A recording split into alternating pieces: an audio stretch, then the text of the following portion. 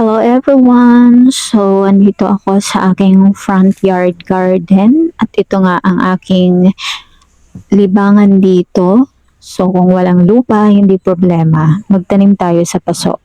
Ito ang aking mga pechay at ang alugbati ay hinarvest ko na. Igigisa lang po iyan with sardinas.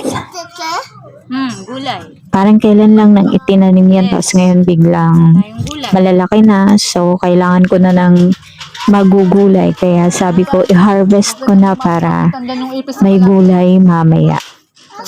Mali ang bukas mo doon, papasok. Sige, dyan ka na. May malaking aswang dyan. Ang aking gabi naman, ayan, medyo ang tubo niya, hindi kagandahan kasi nga laging nababasa yung lupa. So, iwasan ko muna siyang diligan para makatubo ng maayos. So, ayan, nakakuha tayo ng mga alugbati pang gulay. At eto na nga, hugasan na natin para maigisa na yan maya-maya. Babad muna sa tubig para matanggal yung mga alikabok. Dahil nga, front yard garden ko siya at marami ding dumadaan na mga sasakyan dito. So, medyo maalikabok.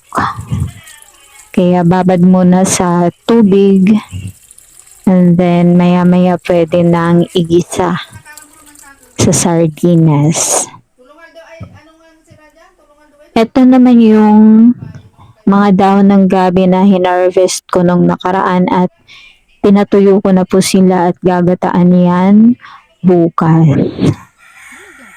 So, ayan guys, ang aking mga tanim na pechay. So, medyo ang iba, hindi magandang pagtubo dahil nga sa sobrang init.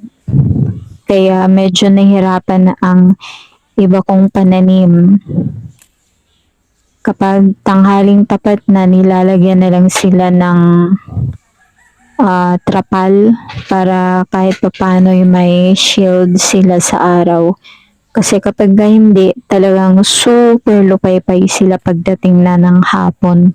Dahil nga sa sobrang init dahil nasa harap sila ng aking bakuran. Hindi kaya ang init. So, hinarvest ko na rin ang iba dyan para may magulay ulit sa susunod na araw pagkatapos magulay yung alugbati kanina. At para makapanibago din sila ng dahon. Kasi hindi naman na yan lalaki. Dahil nga nakapaso lang naman sila at maliit din ang mga paso. So pagka ganyan, pwede na silang i-harvest, kinukuha ko na. Para tumubo ulit ng panibagong dahon at mayroon ulit magugulay sa susunod. Hindi ko po sila binubunot. Tanggal-tanggal lang sa mga gilid-gilid na dahon. At ititira ko yung iba. Para sa susunod ay mayroon pa po ulit magugulay. So, ganyan lang. Mayroong kangkong doon sa gilid kaso hindi lahat tumubo ang mga buto. Bigay lang po yan ng kapitbahay ko rito. So, ang tubo niya ay medyo payat. Hindi ganon kaganda. Pero, kapag lumaki na yan, pwede nang i-harvest. Pwede na rin siyang isali sa ibang gulay. Kasi hindi pwedeng gulayin ng siya lang dahil nga kukonti lang, hindi tumubo lahat. So, pang ano na lang yan, pang sahog-sahog sa sinabaw. Ganon. So, yun lang. Goodbye, guys.